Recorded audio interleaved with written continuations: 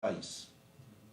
O governo propõe um modelo de capitalização, e é bom dizer que esse modelo de capitalização fracassou em vários países do mundo. Eles usam muito o exemplo do Chile, e no Chile esse modelo de capitalização fracassou. Os idosos estão com salários baixíssimos. A ex-presidente Michelle Bachelet criou uma renda complementar, porque idosos chilenos ganhando em torno de 350 a 400 reais por mês. E temos casos como a Argentina, Polônia, Hungria, que migraram para o modelo de capitalização e agora voltaram atrás. Sim. Então, ou seja, o que o governo brasileiro quer fazer? Privatizar a previdência pública, a previdência social no nosso país, acabar com o sistema de seguridade social consagrado na nossa Constituição, que é solidário, que é inclusivo, e criar um modelo privado. Ou seja, quem é que vai ganhar com isso, Leite? Quem vai ganhar? Os bancos. Outro dia eu li uma matéria, né, do mercado financeiro que mostra que, se esse modelo for aprovado, só quem vai ganhar são os ricos e os bancos, o sistema financeiro. Segundo esta matéria, 388 bilhões irão para os bancos gerirem. Imagina! Então é um absurdo que o governo propõe. E outra coisa, né? Embora o governo tenha decretado, agora nos últimos dias, sigilos sobre os números da Previdência Social no Brasil, se o governo faz isso, é porque ele está querendo esconder alguma coisa. Sim. Por que o governo tem a obrigação de abrir os números, os estudos, para mostrar por que precisa fazer uma reforma tão perversa, tão cruel como essa? É só a gente olhar o que será feito com os idosos e deficientes do BPC, diminuir para 400 reais, eles que ganham um salário mínimo, e é bom dizer que são pessoas extremamente pobres, que ganham, né, acima de 65 anos. Os trabalhadores rurais, a gente pode afirmar, se for aprovada essa proposta do governo federal, 80% das mulheres trabalhadoras rurais não se aposentarão mais. E 60% dos homens também não conseguirão ter acesso. As mulheres serão extremamente penalizadas. Nós teremos professores e professoras que não terão mais a aposentadoria especial, apenas para citar alguns casos. Mas é importante dizer que, se a gente for olhar os poucos números que eles divulgaram, e a gente pegar a tabela que foi divulgada pelo ministro Paulo Guedes, qual a conclusão que a gente vai chegar ao analisar a tabela do Paulo Guedes? Que 82% da poupança que o governo quer fazer virá do regime geral da Previdência Social.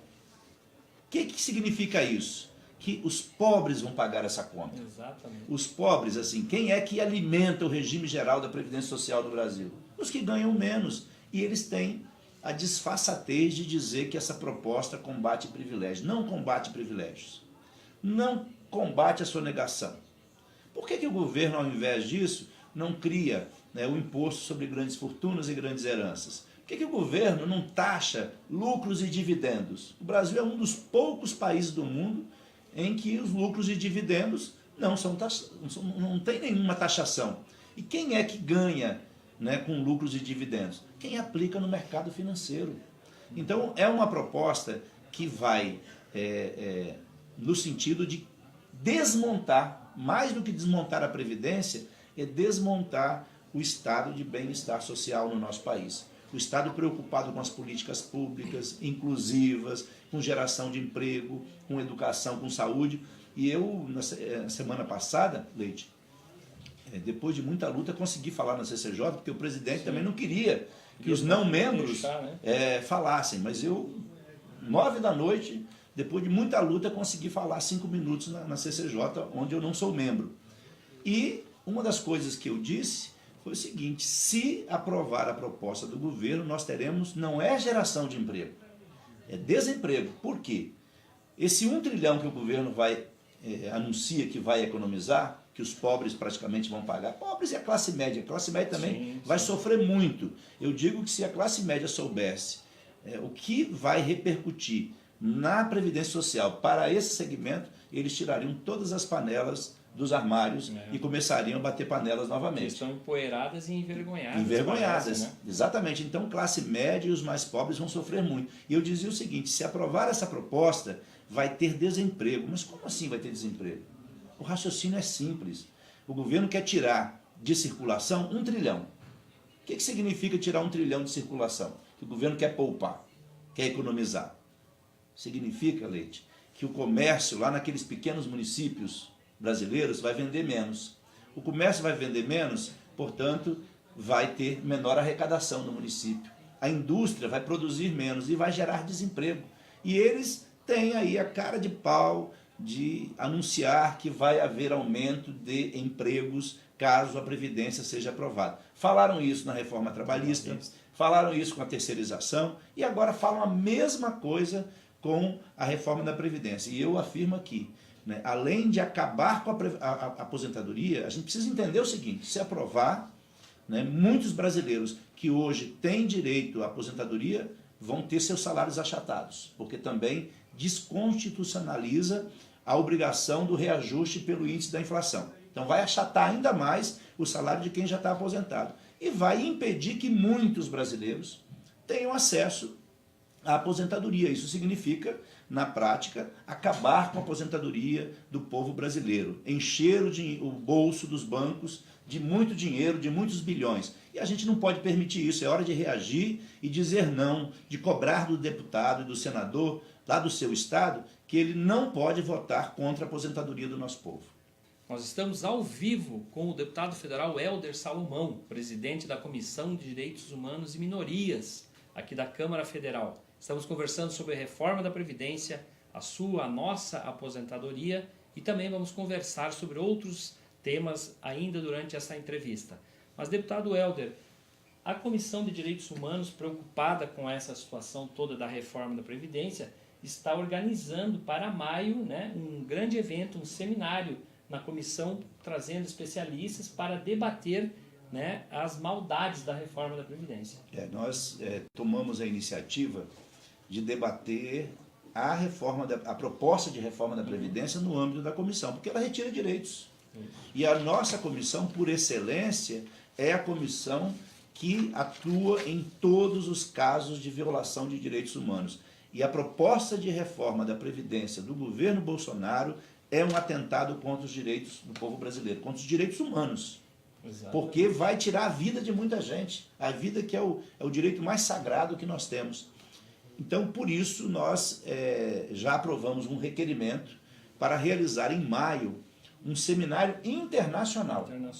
Nós teremos participação de especialistas do Brasil e de outros países. Nós já estamos alinhavando isso, especialmente do Chile, Sim. Que tem uma experiência que vira e mexe é citada, né, aqui pelo governo. Nós queremos, então, fazer um contraponto e mostrar neste seminário os riscos que o Brasil corre, que os brasileiros correm, caso essa proposta seja aprovada. Até porque é bom dizer uma outra coisa aqui sobre a reforma da Previdência. Eles falam em fixar a idade mínima para 62 para a mulher e 65 para o homem, mas isso é só para o início, porque tem um mecanismo de correção automática dessa idade, que com o passar dos anos, quando o IBGE anunciar oficialmente o aumento da taxa de sobrevida no Brasil, vai haver um aumento também da idade mínima. Isso significa que em 60 anos, fazendo uma projeção, nos próximos 60 anos, a nossa idade mínima no Brasil vai para mais de 70 anos para o homem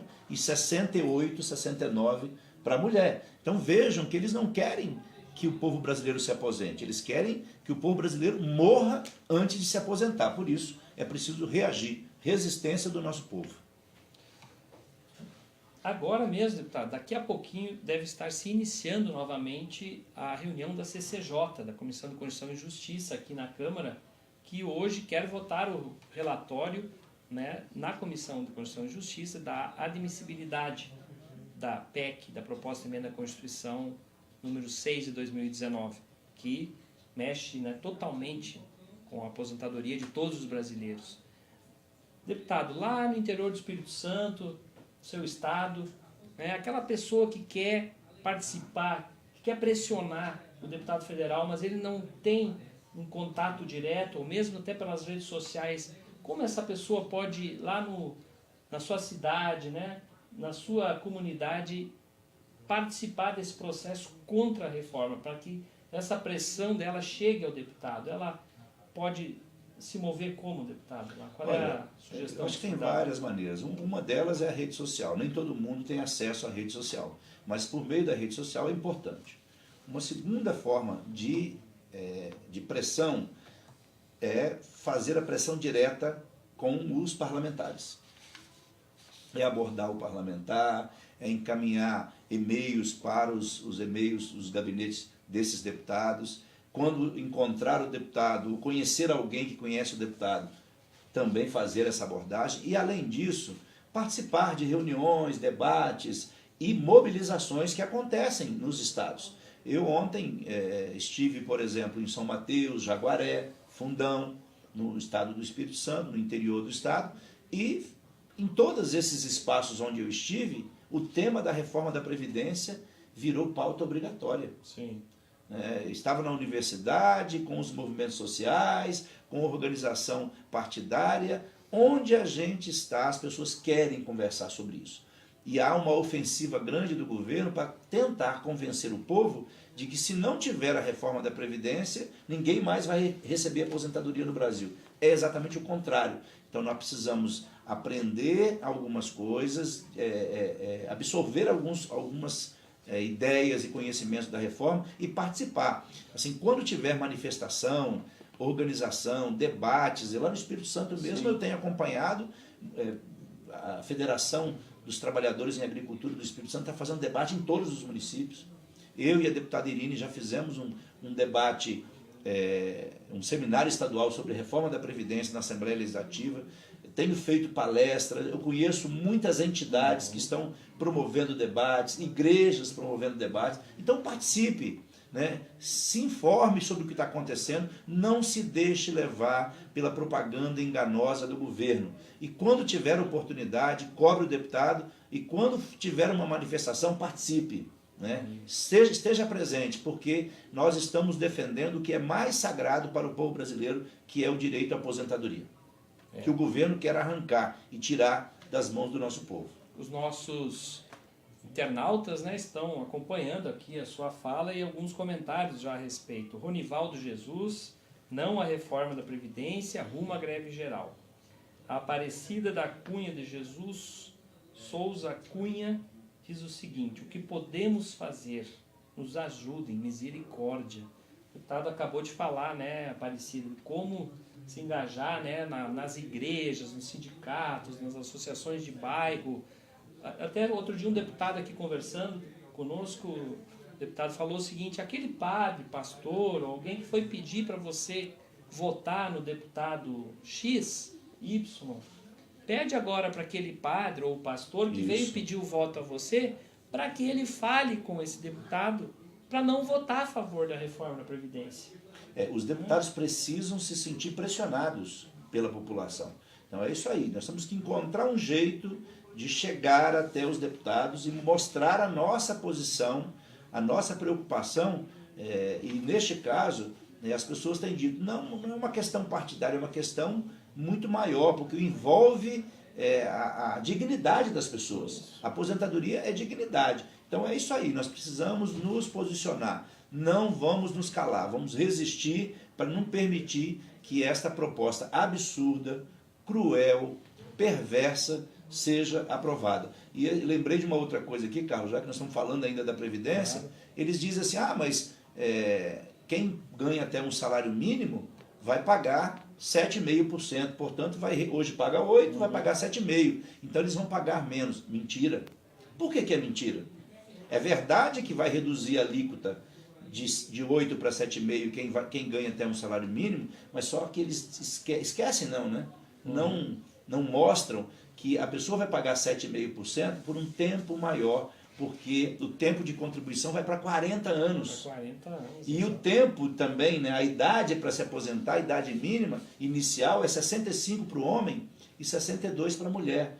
e daqui a pouco é 66 para o homem e 67, significa o seguinte, você pagar 7,5% para quem ganha até um salário mínimo por um tempo maior, no final das contas você vai pagar pelo menos 30% a mais do que paga hoje. Só que isso eles não explicam para a nossa população. Então tem que ficar atento, né? Sem contar que quem ganha um pouquinho mais de um salário mínimo, até 2, 3 salários mínimos, esses serão muito prejudicados porque vai haver aumento de alíquota para esses.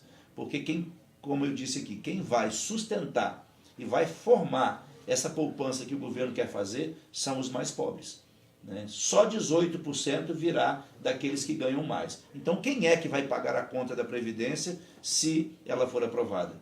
A maioria do nosso povo. Esse governo é contra os interesses da maioria da população. É um governo voltado para os interesses dos grandes.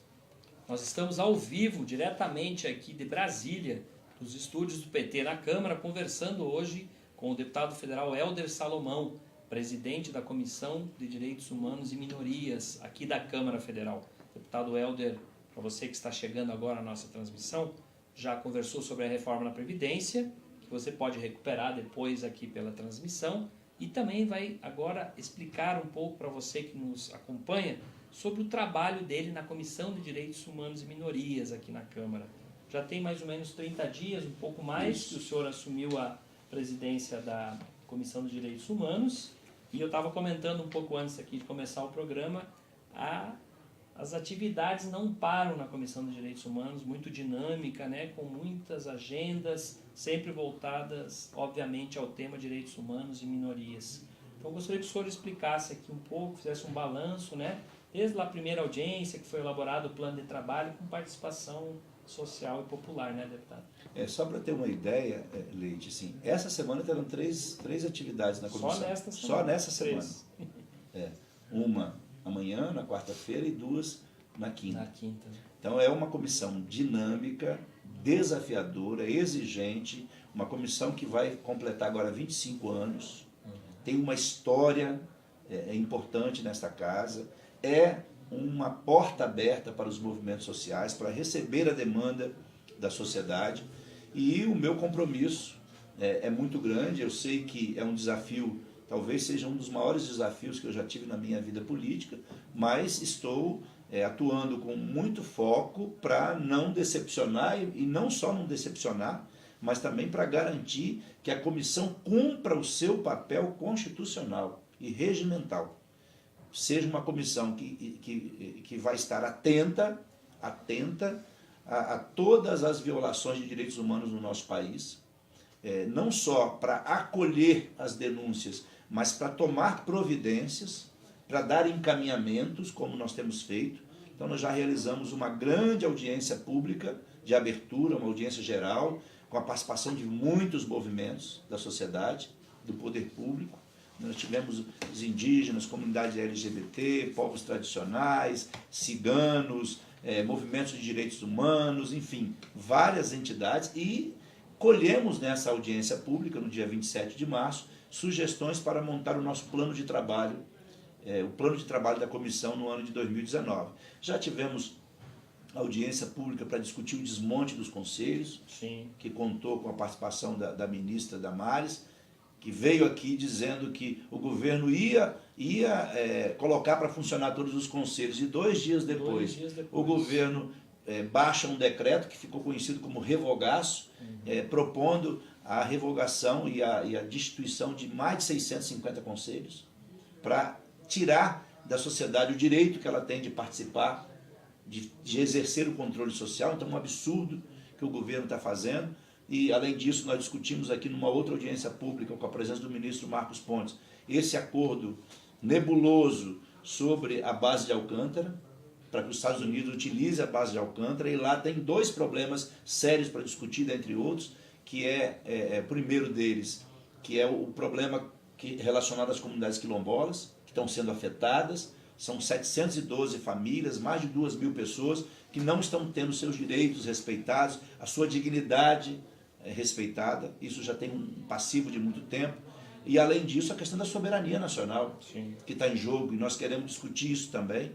E as outras audiências essa semana, né? Nós vamos discutir com os povos indígenas, junto com a deputada Joênia, que é a primeira deputada indígena, mulher indígena aqui na Câmara Federal, discutir sobre alimentação saudável. Agora, para maio, nós temos outras audiências, vamos ter o Seminário Internacional da Previdência Social, vamos ter uma outra para discutir saúde mental, enfim, são vários os temas que serão abordados aqui, além, né, da atenção da comissão para o que está acontecendo no Brasil. Aconteceu um assassinato no Pará, eu imediatamente, lá da companheira Dilma, né, do movimento atingido por barragens, e nós entramos em contato imediato com o governador, e o governo foi rápido para prender os mandantes, o mandante do crime.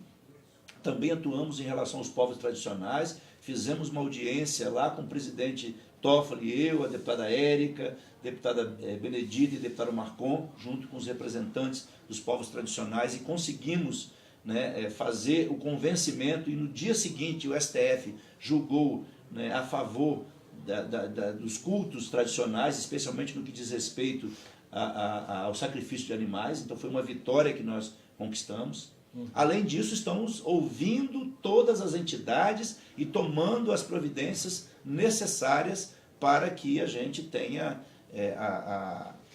os direitos humanos preservados. Agora, é bom dizer que o governo que está aí não zela pelos direitos humanos, não zela pela democracia, não zela pela participação social. Portanto, Leite, nosso trabalho vai ser redobrado. Até porque o governo, dentre os conselhos que ele está propondo a revogação, ele está propondo revogar o Conselho de Combate à Corrupção e de Transparência. Dentre outros, mas sim, imagina o que esse governo quer. Falando em direitos humanos, antes de começar o programa um pouquinho, eu mostrei aqui para o deputado Helder, que já tinha até visto a matéria do Brasil de Fato. Esse é o presidente da República do Brasil. Um cachorro com um osso na mão. Na mão não, né? Na boca. Isso aqui é no gabinete do ex-deputado federal e atual presidente da República do Brasil, Jair Bolsonaro. Mais do que nunca, né, deputado? A gente precisa de uma comissão de direitos humanos atuante, como o senhor vem fazendo esse trabalho lá junto com os demais parlamentares, para enfrentar essas atrocidades que este governo de ultradireita está fazendo no país, que inclusive essa matéria diz: Bolsonaro encerra grupos responsáveis por identificar ossadas de vítimas da ditadura. Bom, essa é a postura lamentável do presidente, que faz elogio à tortura, que defende a tortura, que defende um governo que está militarizado. É só a gente olhar, os principais postos desse governo são ocupados por militares. A educação é um emblema disso, né? Tem mais militares na educação do que Sim. nas Forças Armadas, assim, fazendo uma brincadeira séria aqui, né? Mostra assim, a visão desse governo autoritário. E além desse grupo aqui responsável por identificar as ossadas de vítimas da ditadura, o governo também mudou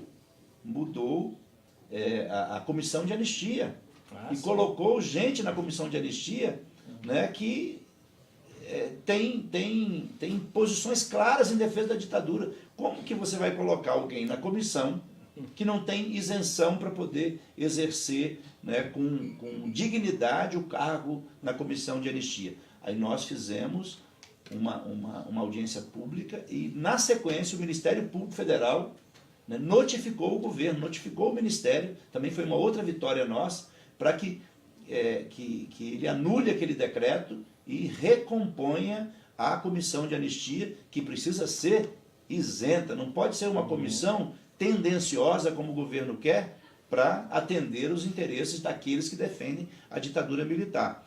E, gente, todos nós vimos, né? O governo propôs o quê? A celebração do 31 de março, a celebração do golpe militar. E o pior, tenta impor uma nova versão do que foi o regime militar no Brasil. Eles querem mudar a narrativa, mudar a história e colocar os anistiados e quem enfrentou a ditadura como bandidos e colocar aqueles que protagonizaram a ditadura como heróis. Então é de fato um momento que merece assim um estudo profundo e, mais do que isso, a nossa posição firme e corajosa, porque essa tempestade vai passar, e vai passar porque o povo vai ocupar as ruas, vai se organizar e nós vamos derrotar esses que não têm nenhum apreço pela ditadura e que, né, protagoniza cenas como esta aqui. E essa aqui não é a única. Sim. Muitas outras já foram protagonizadas. Então, é lamentável que tenhamos um presidente com esta postura que é indigna de um brasileiro, quanto mais de um presidente do nosso país.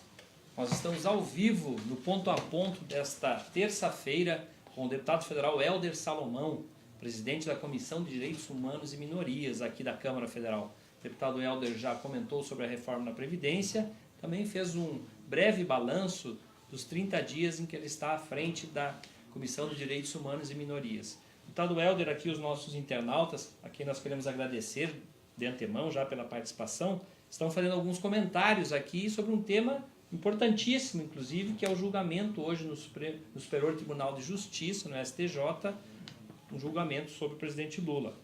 Ronald Lima, Lula livre pelo retorno do nosso Brasil ativo e altivo, sentado à mesa com os grandes, respeitando e sendo respeitado. O João Batista, Lula livre. O Erimilton Oliveira também pede Lula livre. O Brasil, o mundo, né, deputado, tem pedido Lula livre. O Ronivaldo Jesus, não a reforma da Previdência, a greve geral. Zélia Sercondes Pinheiro, Lula livre. Denise Baetê Oliveira. Gente, Lula e Previdência ao mesmo tempo, outro golpe, haja coração. E assim vai, deputado. A Nina Soares, o Genivaldo Nascimento, todos pedindo Lula livre. E o julgamento está acontecendo nesse momento aqui no STJ em Brasília, né? Pois é um julgamento importante. Se nós tivéssemos, de fato, a independência da justiça, nós certamente já teríamos a liberdade do ex-presidente Lula. Verdade. Há hoje todo um aparato governamental, né, militar, judicial, que inclusive que conta com a participação de órgãos que deveriam ser de investigação isenta, mas não são, para que o ex-presidente Lula continue preso. Vamos lembrar que até hoje não foi provado nada contra o ex-presidente Lula. Aliás, né, as duas condenações do ex-presidente Lula sobre o triplex, a Justiça de Brasília penhorou o triplex em nome da empresa que é dona, né? Então, em outro processo. Portanto, se foi penhorado em nome da empresa em outro processo, não é do ex-presidente Lula. E agora, né, o sítio. Sim, o dono do sítio de Atibaia colocou o sítio à venda. Ora, gente, como que alguém pode ser condenado por ser dono de um triplex e por ser dono de um sítio, que os donos, né, são conhecidos.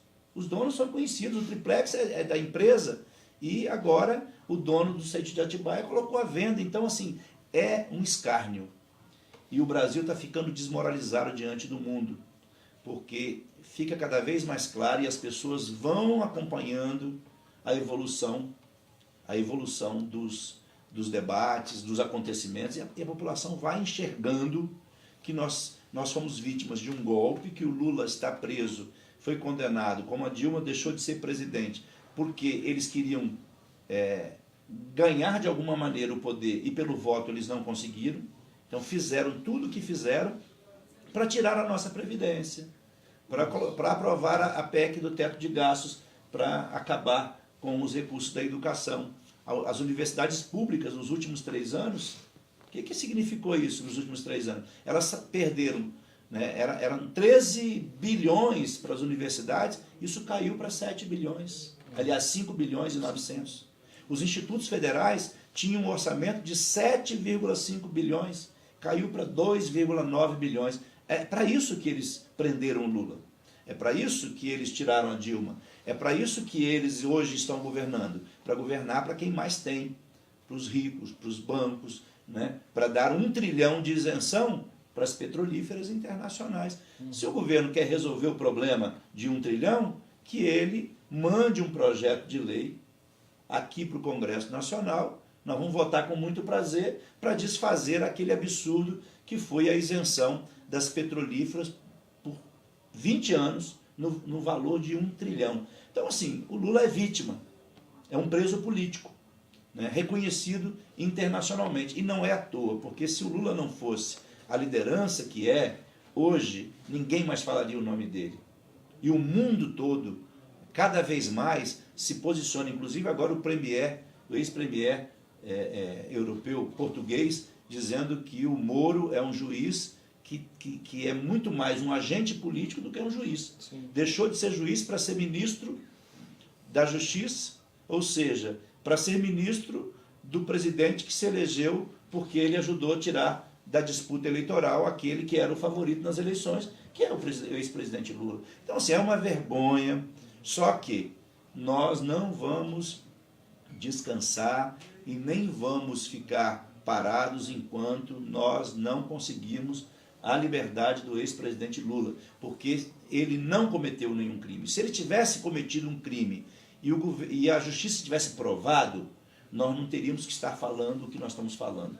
Mas nós sabemos que ele é vítima de uma armação, né, de uma articulação que foi feita por aqueles que não têm voto, mas que têm compromisso com aqueles que têm muito e em detrimento da grande maioria do nosso povo que está sofrendo com os efeitos da reforma trabalhista, com o desemprego, com a terceirização e com todas as maldades que eles fizeram desde 2016, quando assumiram o poder. Inclusive, deputado, impressiona, né, a cobertura da mídia tradicional, né, que em nenhum momento, para eles, Lula já está condenado. Aliás, eles ajudaram a condenar Lula sem provas, né? E o relator do processo hoje à tarde disse que há provas contra Lula. O senhor acabou de dar aqui um exemplo que o dono do sítio lá de Atibaia... Pôs o sítio à venda. Pôs o sítio à venda. O apartamento lá do Guarujá... Foi penhorado em outro processo. Foi penhorado em outro outra processo. Empresa.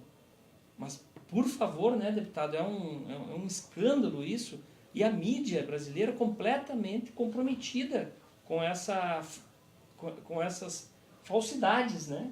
Com essas falsidades produzidas, né, pelo judiciário e corroboradas, obviamente, pelo noticiário da grande mídia. E o que eles sabem fazer muito bem, isso nós temos que admitir, espalhar fake news. Muito fake news. Né? E isso eles sabem, espalhar fake news, e aliás de maneira ilegal,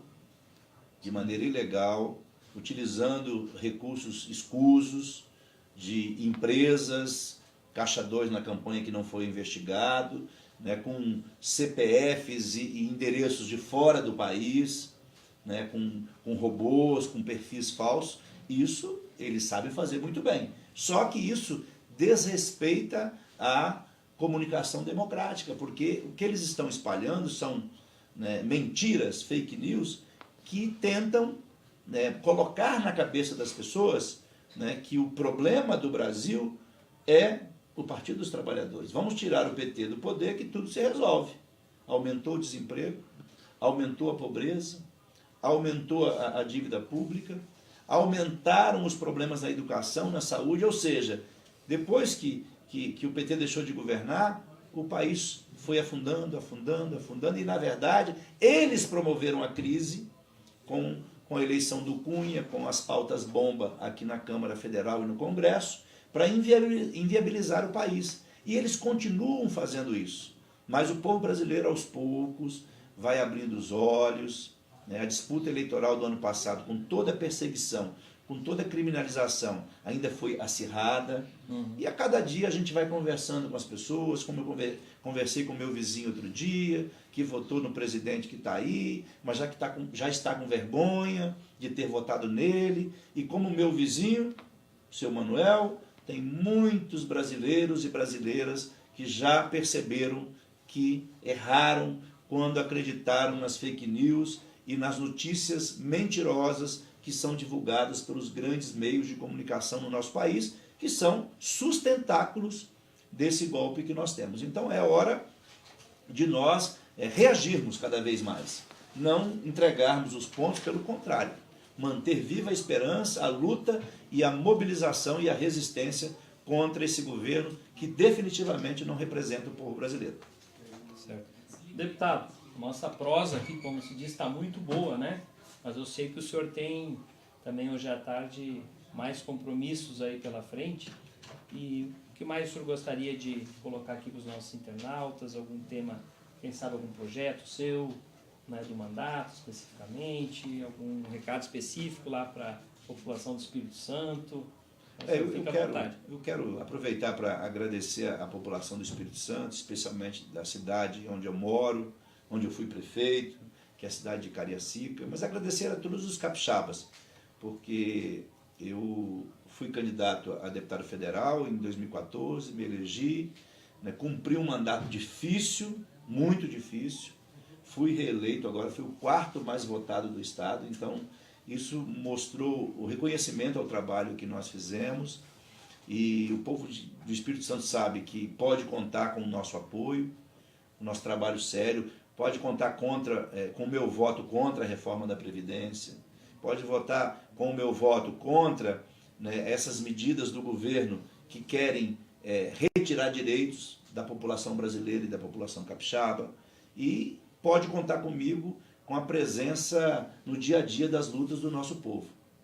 Ontem, como eu disse aqui, eu estava em 3 municípios do interior. No mês de maio eu estarei em vários municípios do interior, também na Grande Vitória. Então, o meu mandato é um mandato presente, né, junto com os movimentos sociais, junto com os trabalhadores e trabalhadoras, e tem muita coisa para fazer aqui em Brasília e no Espírito Santo. Mas eu resumiria que o nosso mandato nesse momento deve ser uma trincheira na defesa da democracia, uma trincheira na defesa dos direitos dos trabalhadores e das trabalhadoras, e um mandato de resistência contra todo tipo de retrocesso que este governo quer impor. O Brasil vai voltar a ser um país como foi nos últimos anos. Um país que cresce, que gera emprego, que melhora os níveis educacionais, que melhora a agricultura familiar e que cria condições para o povo viver com dignidade. E isso depende não só da nossa atuação aqui, cara, o Leite, depende da participação de todos os brasileiros e brasileiras, todos os cidadãos e cidadãs nos seus estados, nos seus municípios, nos movimentos sociais, nos sindicatos, nas igrejas, em todos os espaços de atuação. Tenho certeza que os brasileiros, né, vão resistir a esse momento, e este tempo difícil, esses tempos sombrios que nós vivemos no Brasil passarão. Né? Nós passaremos, os fascistas não passarão. Né? Porque nós teremos Lula livre e teremos um país melhor, né, construído por todos nós, não apenas por alguns que se acham os iluminados. O Brasil é dos brasileiros, não é dessa gente que fica de joelhos para os Estados Unidos, que bate continência para os algozes e que hoje coloca o nosso país de ladeira abaixo e de cabeça baixa diante do mundo. O Brasil, quem não se lembra, na época de Lula especialmente, foi um país que falou em pé de igualdade com todas as nações do mundo. E hoje o Brasil, né, está de costa para o Brasil, porque o presidente do nosso país, ele de fato é nacionalista, mas não nacionalista brasileiro, ele é nacionalista norte-americano, porque ele bate continência para a bandeira dos Estados Unidos. Lambe-botas do Trump. Lambe-botas do Trump, e vai lá em Israel comprar briga com o mundo árabe, comprar briga com a China e perder milhões nas relações de comércio com esses países. Então nós voltaremos a ter um Brasil forte com a participação de todos vocês. Não tenhamos dúvida de que é a força do povo que vai devolver o Brasil aos brasileiros. Nós queremos agradecer muito aqui a presença do deputado federal Hélder Salomão, presidente da Comissão de Direitos Humanos e Minorias aqui da Câmara dos Deputados. O deputado Hélder conversou conosco sobre a reforma da Previdência, fez um balanço dos 30 dias que ele está à frente da Comissão de Direitos Humanos e também comentou aqui conosco sobre a importância de Lula livre já, mostrando que Lula não pode estar lá encarcerado injustamente, precisa estar aqui junto com o povo brasileiro. E nós queremos também te fazer um convite para que acompanhe a discussão do relatório da reforma da Previdência que está acontecendo neste momento na Comissão de Constituição e Justiça aqui na Câmara, com transmissão ao vivo pelo Facebook PT na Câmara. O julgamento do companheiro Lula também no STJ, neste momento ao vivo pelo Facebook PT na Câmara. E mais um recadinho, entra lá na página do Facebook do deputado Hélder Salomão, curta a página dele, convide os seus amigos para conhecer o brilhante trabalho do deputado Hélder Salomão aqui em Brasília. E se não gosta de Facebook, vai no Twitter, Twitter, vai no Instagram, claro. porque nós também atuamos no Instagram, no Twitter. Como nós estamos ao vivo pelo Face aqui, eu esqueci dessas outras redes que são importantíssimas. Verdade. Também o Twitter, aliás, todo dia nós aqui passamos pelas redes sociais e vamos lá olhar o que o deputado Hélder Salomão tweetou e retuitamos, e ele está sempre ativo com opinião lá no Twitter do deputado Hélder Salomão. Então, muito obrigado, deputado, mais uma vez pela sua presença. E nós sempre encerramos o programa aqui com o Lula livre já. Já. É isso aí. Lula livre já. Lula livre. Tá aqui, peraí, ó. Tem aqui, ó. Segura aí. Encerrar, tem aqui, ó. Aqui, ó. Lula livre. Lula livre já. É isso aí, Lula livre já. Grande abraço a todos.